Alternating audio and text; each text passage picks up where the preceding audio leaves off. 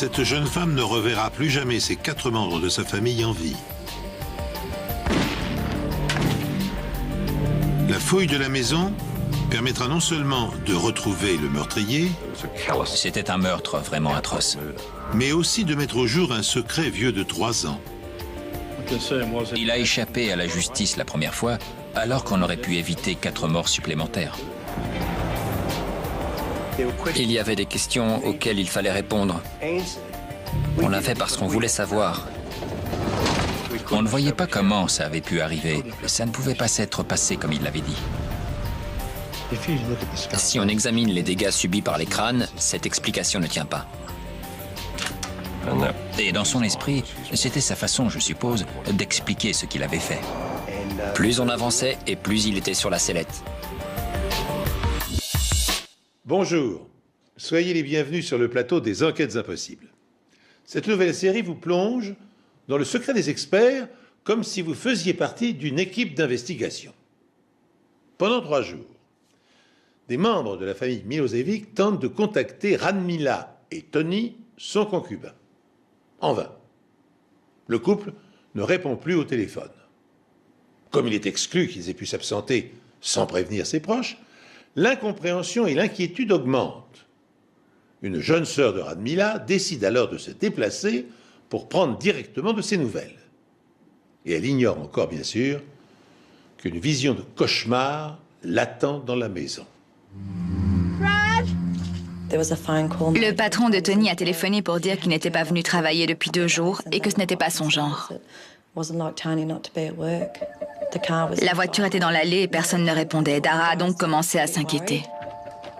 Âgée de 18 ans, Dara est la sœur de Rad. En regardant par la fenêtre, elle a vu du papier brûlé autour de la cuisinière. Et les plaques de la cuisinière étaient toutes rouges. Elle a voulu briser la vitre et entrer, mais son ami l'a arrêtée. Il lui a dit d'appeler la police. Il ne voulait pas qu'elle entre.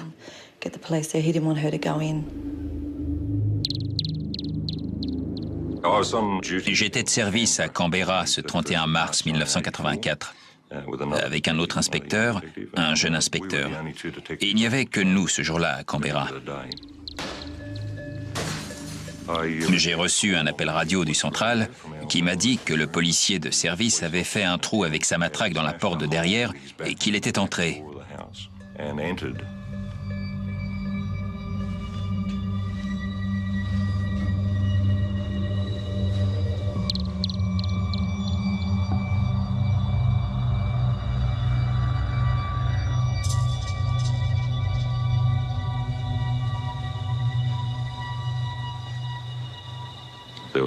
Il y avait une forte odeur d'essence dans la maison. De toute évidence, on avait tenté d'y mettre le feu.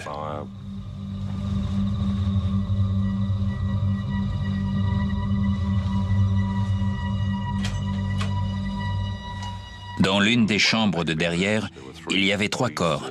2 adultes, un homme et une femme, et une petite fille. Ils avaient été empilés et arrosés d'essence.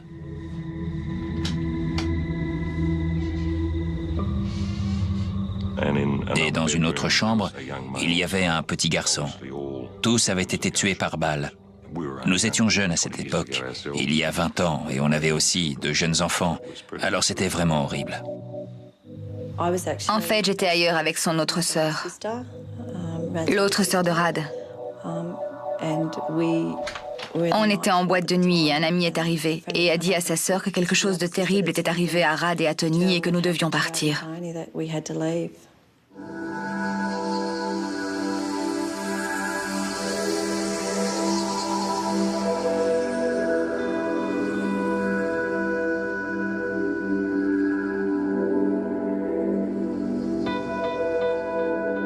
Une famille entière a été assassinée.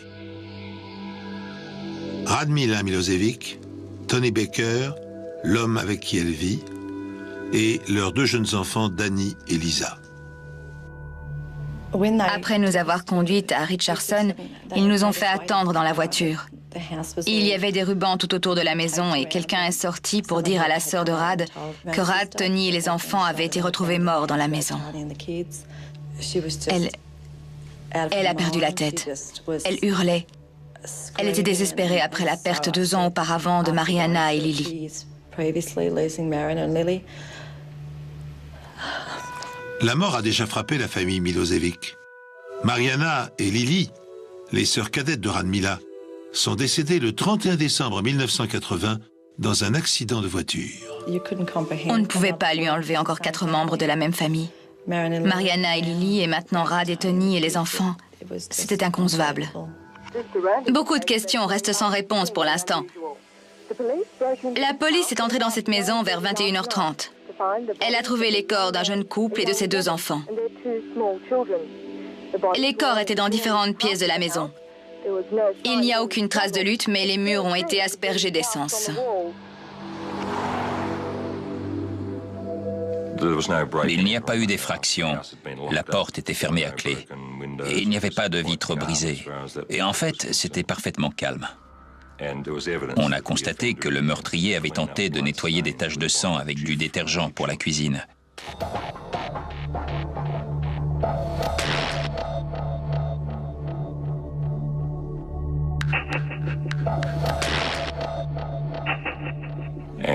Et en voulant nettoyer les taches, il n'a fait que les étaler. Alors il a posé des coussins sur le sang pour essayer de le dissimuler.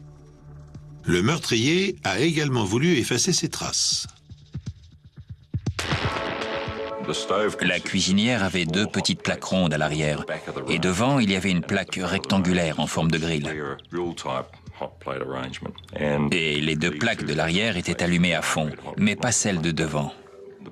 La personne qui a allumé la cuisinière dans sa hâte a tourné tous les boutons dans le même sens, et la plaque de devant, sur laquelle elle avait posé le journal, ne s'est pas allumée parce que le bouton était dans le mauvais sens. Il était sur bas au lieu de fort. La police scientifique essaie de reconstituer les événements. Elle pense que les meurtres pourraient remonter à vendredi. L'examen minutieux de l'intérieur de la maison suggère bientôt aux enquêteurs que le quadruple assassinat s'est sans doute produit plusieurs jours plus tôt. Par chance, dans sa hâte de prendre la fuite, le tueur fou a commis une maladresse qui a évité à la maison d'être incendiée. Incendie, bien sûr, qui aurait détruit la plupart des indices. Ainsi, les policiers retrouvent-ils intact le journal intime que Radmila tenait scrupuleusement au jour le jour. Ce journal contient-il des secrets ou des informations susceptibles de leur fournir des pistes? C'était un vieux cahier d'école dans lequel elle consignait les événements de la journée. Et le dernier passage datait du mercredi 28 mars. Elle disait que son mari et un homme surnommé Tomo suivaient un match de football à la radio. Ce dernier passage nous apprenait qu'il y avait une autre personne dans la maison à ce moment-là, quand ces gens étaient encore en vie.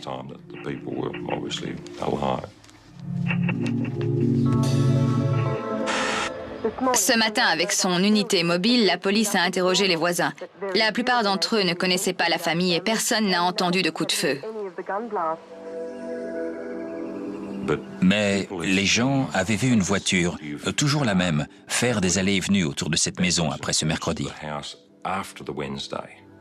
Et on avait des informations indiquant que cette voiture pourrait appartenir à Tomo. Il fallait donc identifier ce Tomo et savoir où il se trouvait. Ce soir, la police poursuit toujours son enquête. Elle continue d'interroger les amis et les parents de la famille, mais elle n'a pas trouvé le moindre mobile. Cela fait maintenant des heures que les corps de Rad, Tony et de leurs enfants ont été découverts dans leur maison. Ne trouvant aucune explication à ces meurtres, les enquêteurs vont s'adresser à la dernière personne à les avoir vus en vie. Et cette personne est surnommée Tomo. On a fini par identifier Tomo. Il s'appelait Alan Thompson et c'était un proche de la famille. En fait, c'était un vieil ami de Tony. Je crois qu'ils avaient joué ensemble au football. C'était comme mon grand frère. Il aurait fait n'importe quoi pour moi. J'avais confiance en lui. C'était le grand frère que je n'avais jamais eu. Il faisait partie de la famille. Je crois qu'il m'a appris à conduire à 13 ou 14 ans en cachette sur la route. Il nous emmenait au boom de l'école. Il rentrait chez lui et il venait nous rechercher quand c'était fini. On passait tout notre temps avec lui. Des passages du journal indiquaient que ce Tomo venait régulièrement et qu'il jouait avec les enfants. Certains commentaires disaient qu'il mangeait toute leur nourriture. On savait que c'était un habitué. C'était aussi le petit ami de l'une des deux sœurs tuées dans un accident de la route, quelques années plus tôt. Tomo a rencontré Mariana un soir. Avec un ami, ils se promenaient en voiture sur l'avenue principale et Mariana et l'une de ses sœurs étaient dans les parages. Ils se sont arrêtés et ont commencé à discuter. Je crois que ça a commencé comme ça. Devenus très vite inséparables, Tomo et Mariana emménagent ensemble. Après 2 ans de vie commune, une tragédie stoppe net tous leurs projets d'avenir. Mariana est tuée dans un accident de la route. Brisé par le chagrin, désespéré, Tomo se rapproche de Radmila et de Tony, la sœur aînée et le beau-frère de sa fiancée, tragiquement disparus. En qualité de meilleur ami de la famille, il passe bientôt la plupart de ses soirées en leur compagnie.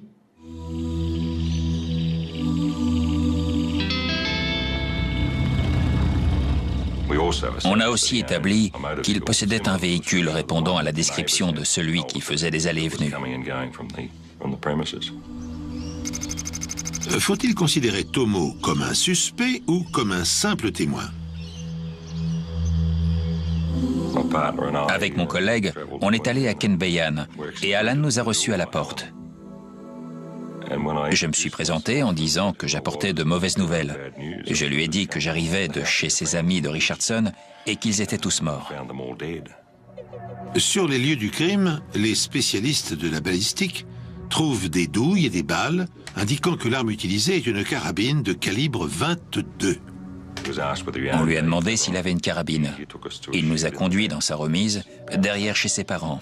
Il a ouvert et a sorti une carabine de calibre 22.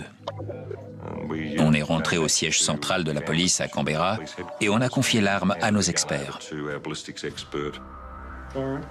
Vérification terminée. Parfait. Merci, Eric. Ils nous ont conduits au poste de police. Et ils nous ont posé des questions sur Tomo. Ils nous ont demandé s'il possédait des armes ou si on pouvait avoir des raisons de penser que ça pouvait être lui. Et j'ai répondu que ce n'était pas Tomo, qu'il ne ferait jamais une chose pareille.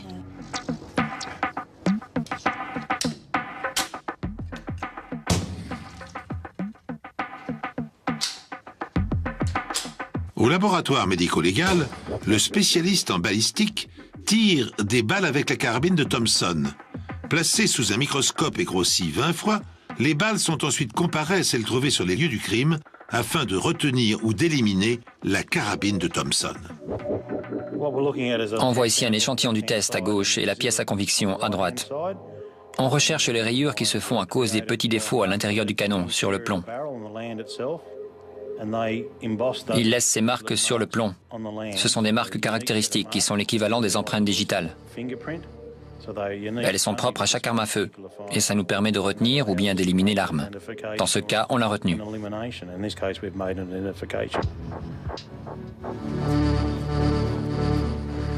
Le lendemain, on a appris que Thompson était allé dans une station-service à la sortie de Kenbeyan pour acheter de l'essence. On a retrouvé ce jerrycan sur la scène de crime et c'est quand il est revenu que les voisins ont vu la voiture. Il devenait évident qu'Alan Thompson était notre meurtrier. On l'a interrogé en lui présentant les preuves et au début, il a nié son implication dans les meurtres. Ensuite, il a déclaré « Je suis allé chercher la carabine dans la voiture et je suis rentré avant de commencer à tirer. » Mais il nous a dit qu'il ne savait pas ce qu'il faisait et qu'il tirait au hasard. Ça ne correspondait pas à la scène recréée par les experts. Les tirs étaient plus contrôlés, plus précis. Il ne s'agissait pas de tirs au hasard d'une personne qui ne sait pas ce qu'elle fait.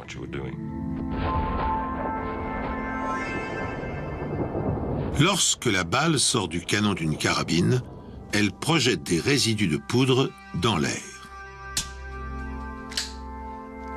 Tu peux vérifier que je suis en contact? Plus le canon est proche de la cible et plus ces résidus sont concentrés autour de l'orifice d'entrée de la balle. Prêt? Feu! plus il est éloigné, et moins ils sont denses. Les experts comparent les résultats obtenus avec la carabine de Thompson aux résidus situés autour des impacts de balles sur ses victimes. Ils parviennent ainsi à établir la distance le séparant de chaque membre de la famille lorsqu'il a appuyé sur la détente. Feu!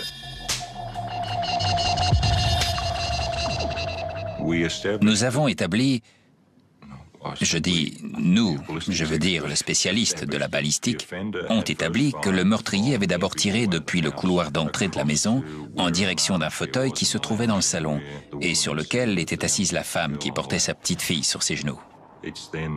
C'est alors que le mari s'est levé de sa chaise. Le meurtrier lui a alors tiré dans la poitrine. Et il a ensuite essayé de s'enfuir du salon et il a fait le tour d'un petit mur pour arriver dans le couloir. Et là, il a reçu une balle à bout portant à l'arrière de la tête. Ensuite, la petite fille, qui était évidemment tombée des genoux de sa mère, a été abattue dans le salon depuis une courte distance. Et on pense qu'il a tiré les corps à travers le couloir pour les empiler dans la chambre de derrière. Ensuite, à un autre moment, l'autre enfant a été tué dans son lit, à bout portant. C'était donc un meurtre vraiment atroce. Alan Thompson, alors âgé de 24 ans, est accusé des 4 meurtres, mais il plaide non coupable lors de son procès. Je ne voulais pas croire que Tomo avait fait ça, mais j'étais assise et j'écoutais les éléments à charge, les éléments présentés par les experts, tout ce qui concernait cette affaire. Alan Thompson est reconnu coupable et condamné à 4 peines de prison à vie. On n'a jamais su quel était le véritable mobile de ces crimes. Mais je crois qu'après la mort de sa petite amie, il a reporté son amour sur Radmila Mila. Bien sûr, je ne suis pas psychologue et je n'ai pas les connaissances suffisantes pour expliquer les comportements, mais d'après ce que j'ai vu et ce que j'ai pu lire dans le journal intime de Radmila, je crois que Tomo s'était sérieusement entiché d'elle pour une raison ou pour une autre. Et le problème, c'est qu'elle ne voulait pas de lui. Nous pourrions penser qu'à ce stade, l'enquête est sur le point de se conclure. Bien qu'Alan Thompson s'acharne toujours à clamer son innocence, les preuves de son implication dans le quadruple homicide sont maintenant suffisamment solides pour qu'un jury puisse le condamner en cour d'assises. Le mobile du jeune homme n'en demeure pas moins énigmatique.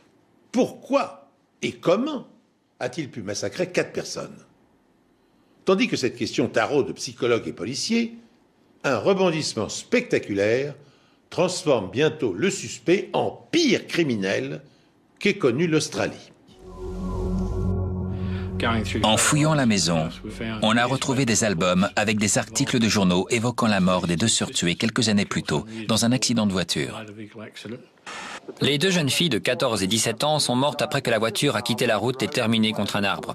Les corps ont été entièrement réduits en cendres après l'explosion du réservoir d'essence.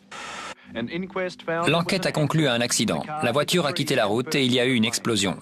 Le conducteur, qui s'en est sorti indemne, est un proche de la famille, du nom d'Alan Thompson.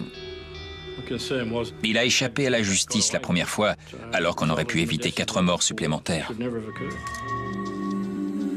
Après les meurtres de Radmila Milosevic et sa famille, la police découvre que c'est justement lui qui était au volant de la fameuse voiture qui a pris feu, coûtant la vie aux 2 sœurs cadettes de Radmila. Est-ce une simple coïncidence de voir le même homme responsable de la mort de 3 sœurs, ou bien y a-t-il un secret derrière tout ça? Thompson affirmait faire le chemin de Cooma à Canberra par l'autoroute avec les 2 filles à l'arrière de la voiture.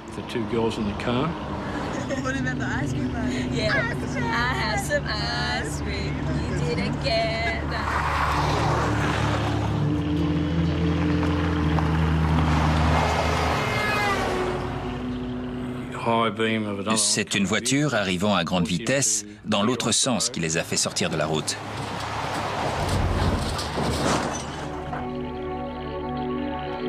Il est tout de suite sorti de la voiture par l'avant. Il est allé voir le capot et c'est là qu'il a vu des flammes s'échapper du moteur. Il a essayé d'ouvrir la portière pour libérer les 2 filles.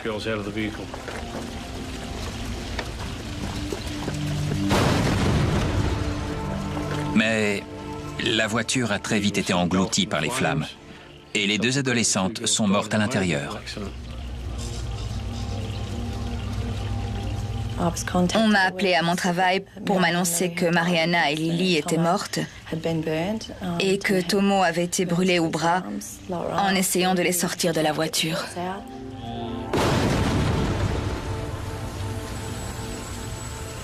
Le jour de l'enterrement, il est resté très en retrait.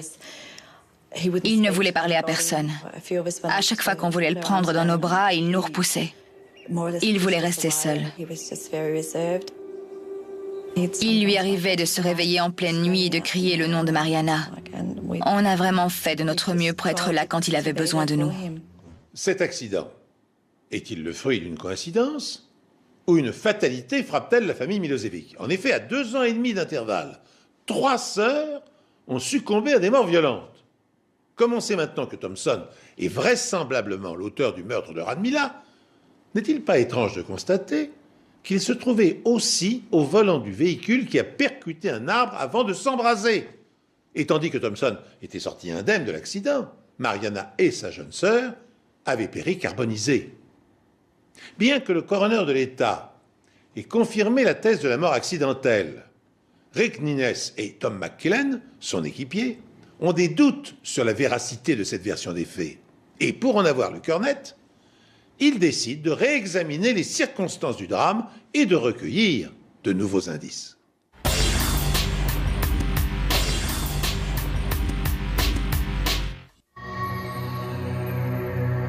Mariana Milosevic et Alan Thompson sortaient ensemble.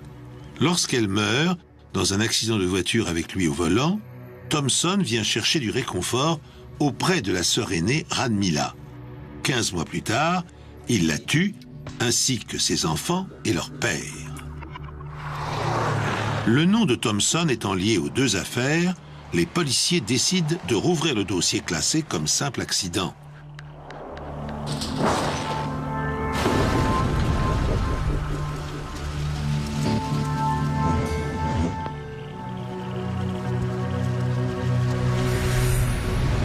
Le secret d'Alan Thompson est révélé au grand jour et les véritables événements de cette nuit-là sont finalement retracés avec précision. Le dossier faisait mention d'un accident de voiture et rien de plus. Mais on trouvait le dossier incomplet. Les éléments ne permettaient pas de conclure à 100% à un accident. Il y avait des questions qui n'avaient pas été posées et qui auraient permis d'y voir plus clair sur sa version des faits. Heureusement pour nous, les pompiers avaient pris énormément de photos du véhicule et en les regardant de plus près, on s'est aperçu que le témoignage de Thompson ne correspondait pas du tout à ce que montraient les photos de l'accident. S'il roulait à la vitesse qu'il avait prétendu, la voiture aurait subi beaucoup plus de dégâts que ce qu'on pouvait voir sur les photos.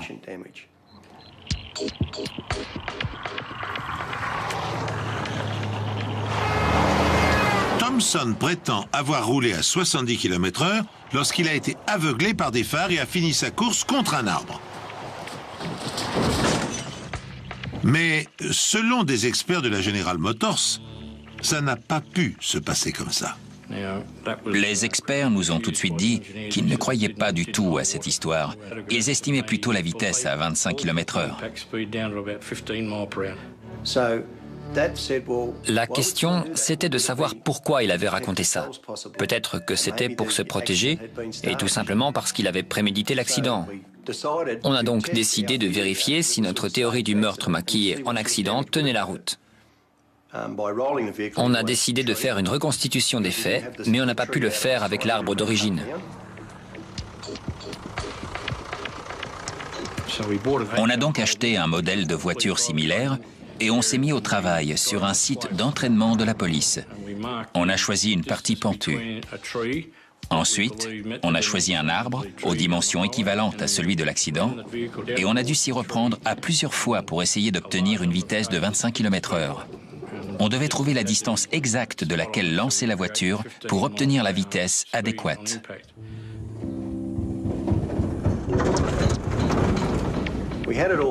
On avait tout mis en place. Chacun avait son rôle. Moi, je devais chronométrer la scène et Rick était là pour observer. On avait prévu un chauffeur qui avait accepté de faire la cascade avec tout le matériel de sécurité adéquat. Mais en voyant la pente de plus près, il a finalement trouvé l'expérience un peu trop risquée à son goût.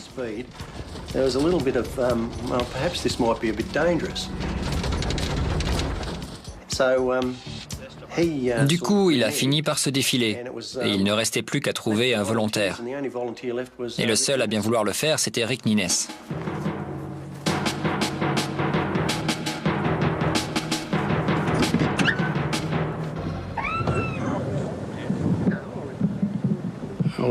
Il fallait bien que quelqu'un le fasse.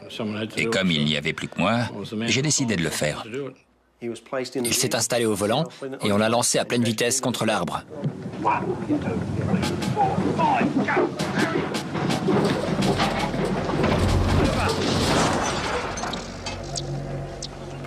Finalement, je crois avoir pris la bonne décision, parce que ça m'a donné un aperçu de ce qui avait pu se passer dans cette voiture. Et l'impact n'était pas si terrible que ça. Bien sûr, la voiture était complètement cabossée, mais ça ne pouvait pas avoir tué 2 personnes. On voulait pouvoir être sûr de ce qu'il s'était vraiment passé. Si on voulait rouvrir l'affaire, il fallait qu'on ait des éléments concluants à montrer. Malgré les similitudes entre le crash test effectué par les inspecteurs et les dégâts sur la voiture de Thompson, ils n'ont malheureusement pas assez d'éléments pour écarter la thèse de la mort accidentelle. Alors ils décident de se rendre chez un spécialiste des incendies. Il leur faut une réponse. La voiture a-t-elle accidentellement pris feu ou est-ce une mise en scène? Ils m'ont carrément enfermé dans une pièce avec des vidéos et des photos, en me disant qu'ils repasseraient vers 16 h pour avoir mon avis.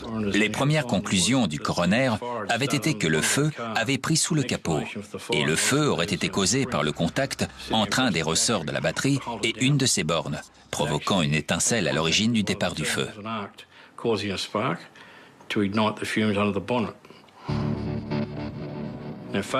Sur les photos, on pouvait voir la voiture remorquée par une dépanneuse et tout semblait indiquer que ses phares étaient encore allumés. Ça me paraissait quand même un peu absurde d'affirmer que le feu avait été provoqué par la batterie. Si on regarde les dégâts moteurs, on voit qu'il y a eu surchauffe des câbles et des durites, mais on ne voit pas de brûlure à proprement parler. S'il y avait vraiment eu le feu, les fils seraient au moins à nu pour peu qu'ils aient résisté, mais en aucun cas, ils ne seraient encore isolés. Les durites et les courroies auraient brûlé.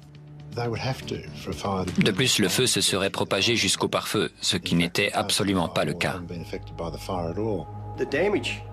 Les dégâts causés par le feu étaient davantage visibles à l'intérieur de la voiture que dans le moteur. Le moteur semblait en parfait état de marche pour un appareil censé être ravagé par les flammes. Ça ne collait pas. Pourquoi y avait-il des traces de feu dans l'habitacle et pas dans le moteur alors qu'il était censé être parti de là?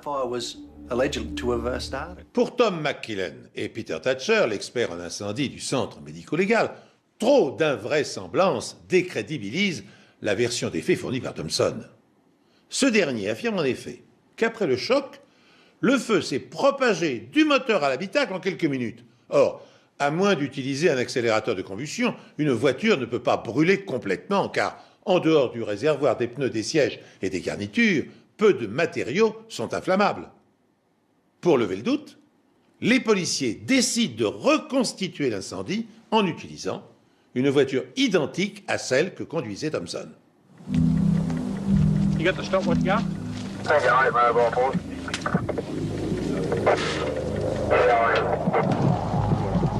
Arm your hand. Pretty good fire.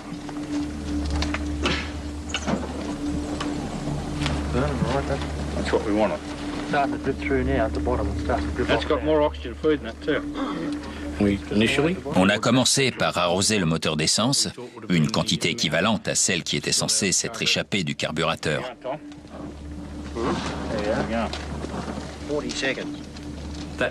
Si l'essence a effectivement pris feu dans le moteur, il a très vite été circonscrit en raison du manque d'oxygène.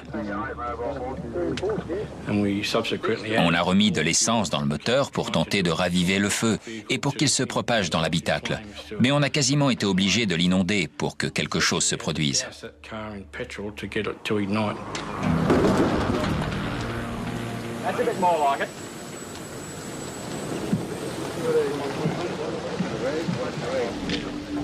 On a dû utiliser une sacrée dose d'essence pour qu'enfin les flammes traversent le pare-feu et envahissent l'habitacle.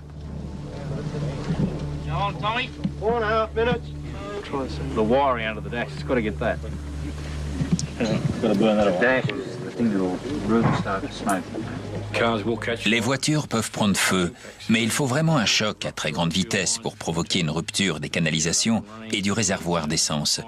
Et pour en plus élever le feu au degré de chaleur suffisant pour sa propagation, il faut une grande quantité de produits accélérants tout autour.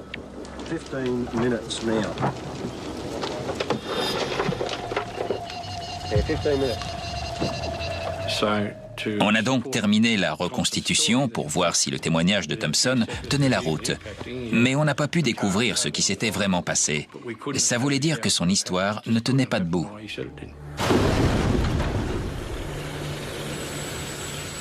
On a aussi trouvé une autre incohérence. Il y avait largement assez de temps pour sortir de la voiture. Et lui avait certifié que c'était impossible à cause du feu.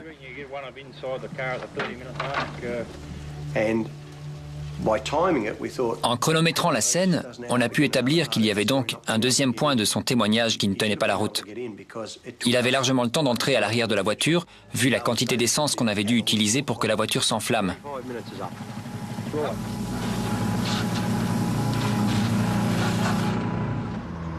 Dans sa déposition de 1982, juste après l'accident, Thompson déclare que le bidon d'essence du coffre est vide. Mais lorsque les inspecteurs Ninnes et McKillen lui parlent de leurs doutes sur la véracité de ses dires, il a légèrement changé de version. Juste assez pour expliquer la présence d'accélérants dans le coffre et l'incendie dans la voiture. Il leur raconte qu'il a acheté de l'essence pour sa mère l'après-midi même, mais qu'il a oublié de la lui donner.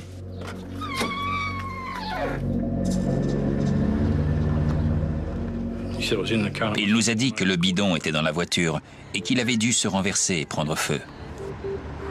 Il leur affirme n'avoir rien dit à l'époque de peur d'être tenu pour responsable de l'incendie. Les inspecteurs se trompent-ils ou leur intuition est-elle la bonne? La réponse est sous leurs yeux. Mais ils ne le savent pas encore. Alan Thompson a tout d'abord affirmé qu'il n'y avait pas de bidon d'essence dans sa voiture la nuit de la mort de sa petite amie et de sa sœur cadette dans l'incendie. Mais 3 ans après, il change sa version. Il affirme cette fois qu'il y avait bien un bidon d'essence dans la voiture et que celui-ci a dû se renverser. Thompson a-t-il menti pour éviter d'être tenu pour responsable de l'incendie ou s'est-il parjuré pour une autre raison? Si on regarde les photos de l'arbre contre lequel la voiture est venue s'écraser, on voit des traces de feu au-dessus du capot de la voiture. Comment est-ce possible si le feu a effectivement pris dans le moteur? En regardant de plus près les photos, je pencherai plutôt en faveur de la thèse qui veut qu'on ait aspergé la voiture de liquide inflammable. Je ne peux pas vous dire exactement combien d'essence a été aspergée sur la voiture, mais c'est en tout cas de l'ordre de plusieurs litres. Ça veut donc dire que quelqu'un a délibérément aspergé de l'essence à l'intérieur et à l'extérieur du véhicule. On commençait à avoir de plus en plus d'éléments dans cette affaire et à première vue, tout semblait désigner Thompson. Preuve est désormais établie qu'Alan Thompson a volontairement incendié la voiture. Mais a-t-il condamné l'ouverture des portes avant le crash, afin que les jeunes filles ne puissent pas s'en échapper et soient brûlées vives? Ou les a-t-il tuées avant l'accident? Et a-t-il procédé ensuite à une sinistre mise en scène? Aussi incroyable que cela puisse paraître, la réponse à cette question est cachée parmi les nombreuses photos qui, depuis des mois, tapissent le mur du bureau des inspecteurs. Il arrive souvent qu'on ait quelque chose sous le nez pendant longtemps et qu'on passe quand même à côté. Et tout d'un coup, en regardant une photo des deux jeunes filles, on s'est aperçu qu'un liquide inconnu s'échappait de leur crâne. Sur une des photos, on voyait distinctement un trou dans le crâne d'une des deux jeunes filles. On a donc voulu en savoir plus. Ça ne se voit pas tout de suite, mais si on regarde de plus près les photos, on voit que les crânes sont très endommagés.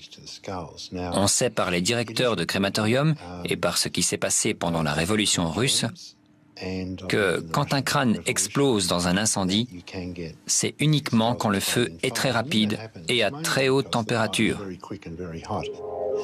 Une très forte pression s'exerce sur le haut du crâne et il en résulte obligatoirement une explosion du crâne.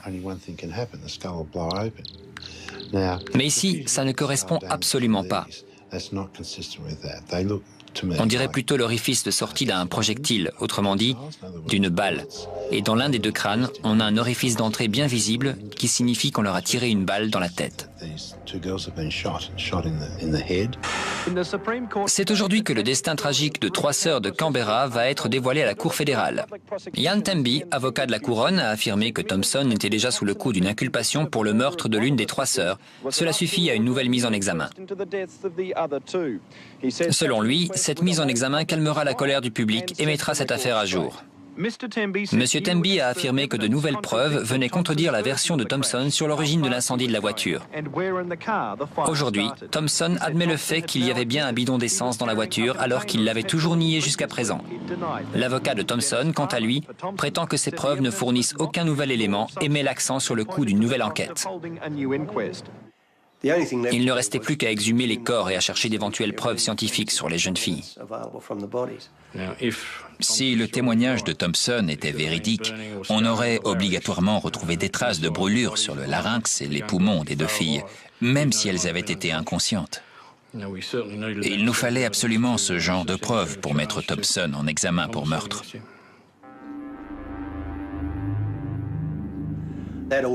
On a donc donné l'ordre de procéder à l'exhumation des corps. Et après une nouvelle autopsie, on a trouvé des traces de blessures par balle. Des traces de blessures par balle ont été décelées sur les corps d'au moins l'une des 2 sœurs. Des blessures par balle provenant d'une carabine de calibre 22, le même calibre que celui utilisé par Alan Thompson lors du meurtre de Ranmila, la sœur aînée des jeunes filles et de sa famille. Au cours de l'autopsie, le légiste n'a trouvé aucune trace de brûlure sur le larynx ou les organes internes et il a pu formellement établir que les deux filles étaient déjà mortes au moment de l'incendie. Il a également retrouvé des traces de plomb dues au passage d'une balle à travers le crâne. Il a donc pu établir avec certitude que les deux filles avaient reçu une balle dans la tête et qu'elles étaient donc mortes avant l'incendie. Au cours de l'enquête, notre intérêt n'a cessé de grandir sur cette affaire. On a voulu aller jusqu'au bout. Et plus on avançait, plus on s'éloignait des premières conclusions. Que s'est-il réellement passé cette fameuse nuit? Qu'est-ce qui a bien pu pousser Thompson à tuer sa petite amie et sa sœur cadette? Juste avant l'accident, Mariana est venue nous voir au travail pour parler à sa sœur. C'est la seule et unique fois où elle nous a dit qu'elle avait peur de lui. Mariana avait peur de la violence refoulée d'Alan Thompson, son fiancé. Cette révélation remet en perspective toute la relation qui liait les jeunes gens et que chacun dans la famille s'accordait naïvement à trouver exemplaire. Elle explique aussi la suite tragique des événements.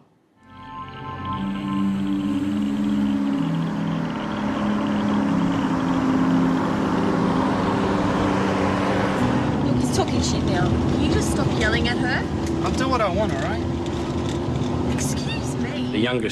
La sœur cadette avait prévu de passer le week-end avec eux.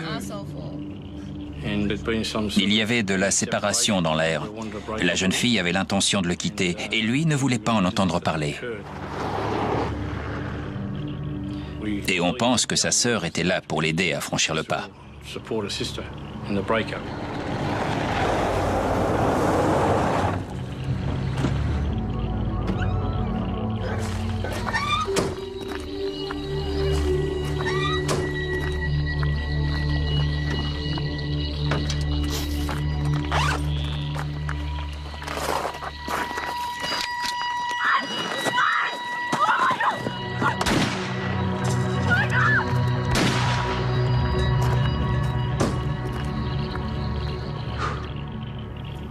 Je pense qu'il les a tués parce que Mariana voulait le quitter. Because Mariana wanted to leave him.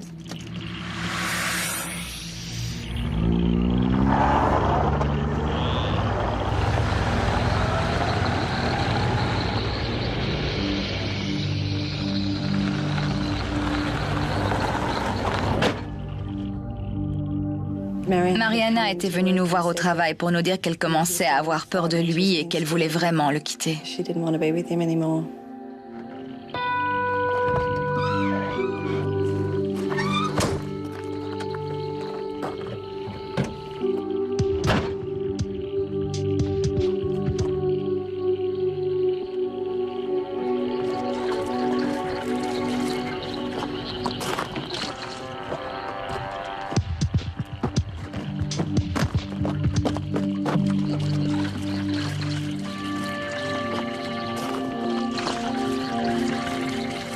Maybe. Si elle n'était plus à lui, elle ne serait à personne.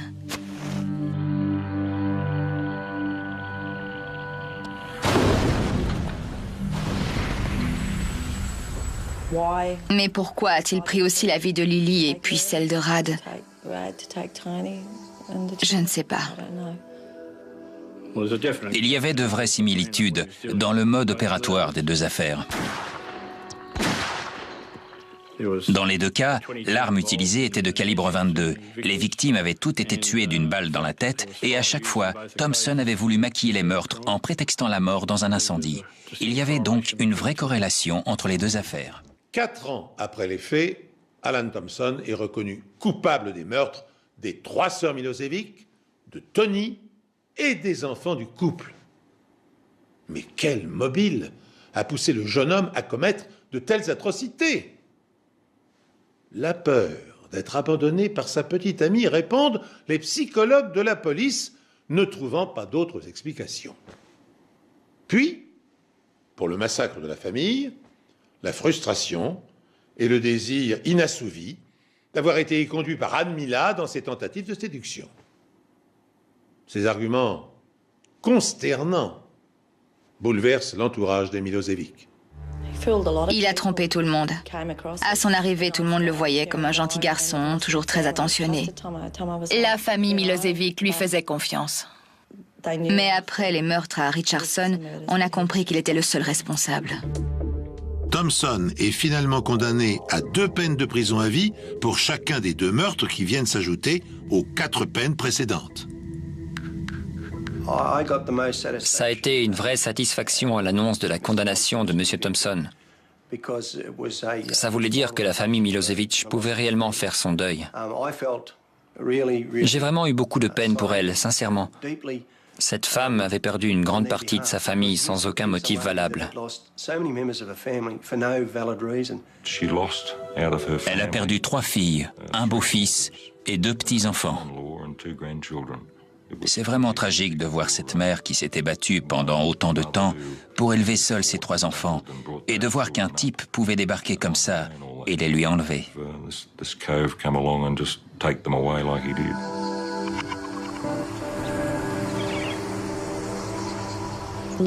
Aujourd'hui, après 20 années plutôt étranges, la vie reprend son cours. Il ne se passe pas un seul jour où ceux qui sont encore là ne pensent pas à Rad, Tony et leurs enfants, ainsi qu'à Mariana et Lily. Il a complètement anéanti cette famille. Je ne pense plus du tout la même chose de Tomo comparé à l'époque où j'étais jeune. Je le déteste maintenant. Sûrement autant qu'eux pour ce qu'il leur a fait subir. À leur façon, Bronwyn et la famille meurtrie ont réussi à rayer Alan Thompson de leur vie. À l'origine, le nom de Tomo figurait sur la pierre tombale de Mariana. Il y avait écrit « Avec tout l'amour d'Alan ». À cette époque, il le croyait vraiment amoureux d'elle, mais après tout ça, on a rayé son nom. Bien entendu, on ne vit plus dans une société qui applique la loi du œil pour œil, dent pour dent. On ne peut pas ramener les morts à la vie, on ne peut pas remonter le temps, mais aujourd'hui, les gens en général aiment voir ce genre de criminel puni pour ce qu'il a fait. Alan Thompson se trouve derrière les barreaux depuis plus de 20 ans maintenant. Il purge sa peine dans une prison de haute sécurité.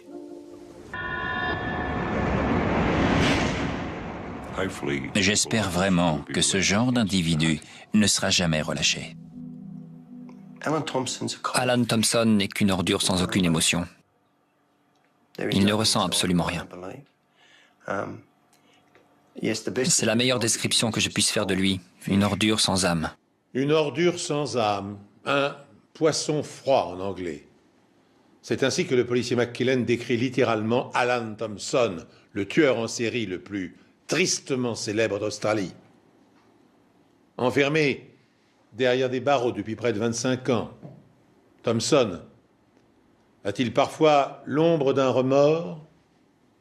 A-t-il une pensée pour la jeune fille dont il était tombé amoureux et qu'il a tué de sang-froid?